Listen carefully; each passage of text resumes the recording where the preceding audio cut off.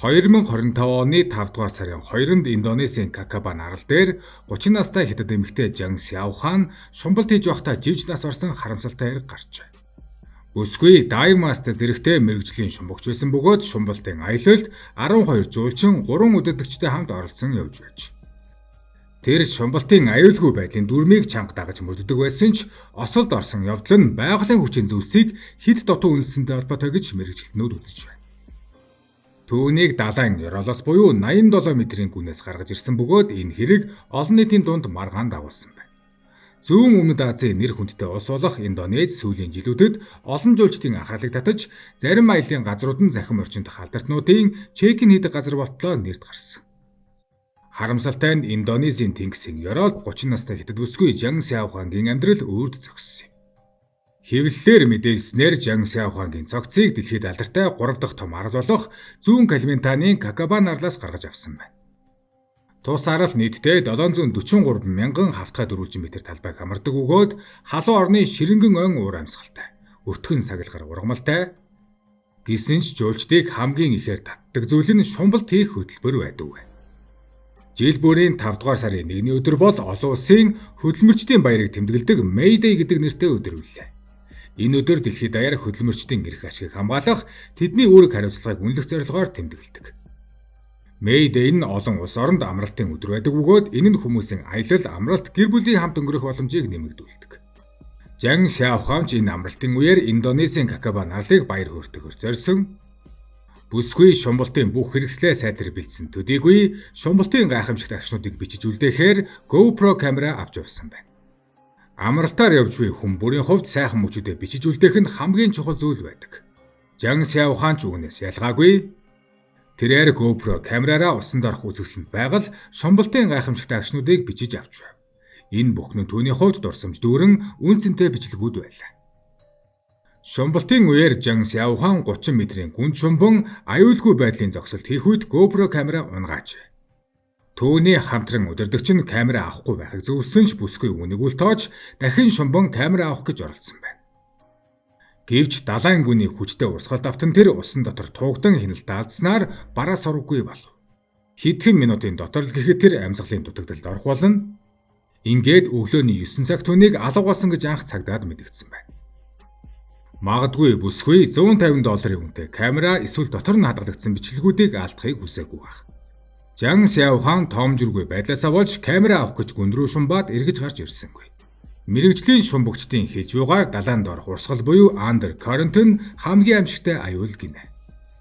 Энэ нь газар дээрх хүчтэй хар салхитай адил бөгөөд хэрэв хүн түүнтэй нүр тулбал амьд гарах боломж бараг байдаггүй.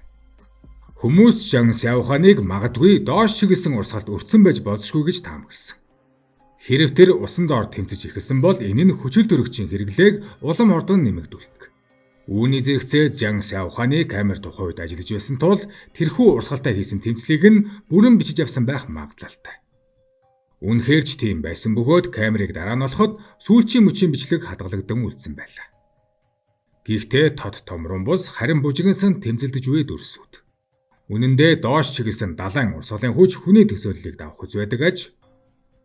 Ослын дараа орон нутгийн аврах байгууллага шуурхай арга хэмжээ авч хамтарсан эрлийн аврах багийг байгуулан аврах ажиллагаагаа эхлүүлжээ.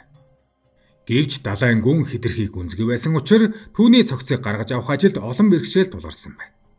Аврах ажиллагааны багийн даргын хэлснээр тэд бүхий шумбагчдыг дайчилсан боловч анхны аврах орлогууд амжилтгүй болжээ. Хэдий мэрэгжлийн аврах баг байсан ч тэдний хүртэл хүчин мөхсдүүлэхүйц хүндрэлүүд тулгарсан байна. Индонезийн Баликпапан хотын аврах алба болон орон нутгийн аврах багууд хамтран эрлийн ажиллагаагаа явуулж 5 дугаар сарын 3-нд 87 метрийн гүнд Жан Сяоханы цогцыг олж гаргажээ. Мөн ослын шалтгаан болсон GoPro камерыг ч гаргаж авсан бөгөөд дээр дурдсан түүний хүчтэй доош чиглэсэн урсгалтай тэмцэж байгаа сүүлийн бичлэг хадгалагдсан байна. Камерныхаа араас яваад амиа алдсан анхны тохиолдол энэ биш юм. 2024 онд Рокиг их очтой Солонгос охин төвдийн шишэ Пангма ориглын хойд мөсөн хадаар аялаж байсан. Тэр энэ аяллыг адал явдал гэж бодож байсан ч түүнд азгүй зүйл тохиолдсон гэр бүлийнхэн түүнийг 22 хоног хайсан байна. Түүний хамтрагчид эцсийн мөчид аяллаа өндөрлүүлэхэд тэрээр замдаа гисэн камера олохоор цааш ганцаараа аялахаар шийдсэн байна. Гэвч эцэстээ 5,000 метрээс дээш өндөрт цасан даруулан амнасаа алджээ. Түүнээс хойш 22 хоногийн дараа түүний цогцыг олсон юм. Жан Сяохаан тохиолдсон энэхүү харамсалтай ослон Шумбалтын аюулгүй байдлын чухлыг дахин сануулж, байгалийн хүчин зүйлсийг хэд дутуу үнэлэхгүй байхыг сургамж болгосон. Мэргэжлийн шумбагчид ослыг судалж үүний цаана 3 удаагийн болгоомжгүй байдал нуугдж байсан гэж үзэж байна. Нэгдүгээрт тоног төхөөрөмжийн нөөцлөх зарчмыг үл тоосон. Шумбалтын үйл ажиллагаанд ямар ч тоног төхөөрөмжийн хувьд орлуулж болох хувилбарууд байх ёстой. Ялангуяа гүнзгий усны шумбах үед урьдчилсан төлөвлөгөө гаргаж, гинтийн нөхцөл байдалд бэлэн байх хэрэгтэй. Гэвч Жан Сяохаан камераар бодож орхиж болзошгүй зүйл мэтэр харсан байна. Үнэн дээр камер бол зүгээр нэг хэрэгсэл төдий, амнасаа эрсдэлд оруулан авчрах үнцэнтэй зүйл биш юм. Амнасаа эрсдэл оруулан байж бичлэг хийх нь өөрөө ойлголтын алдаа байлаа. Хоёрдугаарт түүний багийн удирдлага тодорхой хариуцлага хүлээх ёстой бөгөөд Шумбалтын төгсгөл хүртэл нэг хүн алгуулсан гэдгийг олж мэдээгүй байж. Гуравдугаарт өөрийн чадварыг хэдд өвлгсөн, хүчтэй урсгалтай гүнд сэтгэл зүйн болон бие махбодын хүч дуусах нь амархан. Бас 50 м байгаа далайн ус буруу дүгнэлтэнд хүргэдэг. Хохирогч эмэгтэйч холбогдох аюулгүй байдлын дүрм журмыг мөрдөөгөө илэрхий байлаа. Мэргэжилтнүүд эцэст нь хэлэхдээ Шумбалт бол хүний ба далайн хоорондын харилцан ойлголцол. Харин тэмцэл биш, далайд хүндэтгэлтэй хандах ёстой гэж анхааруулжээ. Энэ тал дээр ч Жан Сяохаан хайн ганцхан тодорхой. Энгийн хүний хувьд 30 метрийн гүн шумбах нь хялбар биш. 87 метрийн гүн шумбах чадвартай байх нь маш туршлагатай хүмүүсийн л хийх зүйл. Ийм гүн усны орчинд хэцүү нөхцөлд орвол мэргэжлийн хүмүүс ч гэсэн маш хүнд байдаг нь энэ орчны аюулыг илэрхийлнэ. Жан Сяохаан нь үнэндээ Шумбалтын туршлагатай DM буюу Шумбалтын мастер зэрэгтэй, энэ нь мэргэжлийн шумбагчдын эхний шат гэж тооцогддог. Шумбалтын DM-тэй болохын тулд аврах шумбагчийн гэрчилгээтэй байх ёстой. Дор хаяж 40 удаагийн Шумбалтын туршлагатай байх шаардлагатай байдаг. Эдгээр шаардлагуудаас харахад Жан Сяохаан туршлагатай байсан учраас камера авчраад буцах нь том асуудал биш гэж бодсон байж магадгүй. Мэдээж энэ хэрэгээс бүх хүн далайн гүнд шумбах аяллаа орхих ёстой гэж ойлгох хэрэггүй. Манай дэлхий бол өргөн удам хинч далайн гүнд шумбаж үзэхийг хүсдэг. Гэхдээ аюулгүй байдлын мэдлэг үргэлж нэгт гэдгийг санаж явах ёстой. Шумбалтын болон уулчны гэрчилгээний зөвхөн ихний шалгуур байдаг. Үүнийг халдашгүй дархлалын алтан тасалбар мэтээр ойлгож болохгүй. Ууланд авирах болоод далайн аяллаа үеэр цаг агаар болоод биеийн байдалд гинэд асуудал үүсч болдог. Хамгийн чадвартай хүмүүс ч алдаа гаргаж болно.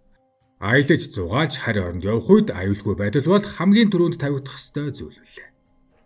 Ингиж 30 настай залуу бүсгүй далайн гүн рүү унгаасан камера авахар доош шумбаснаар амиа алдсан. Хамгийн харамсалтай нь бүх хэргийн буруутан нь өөрөө байлаа.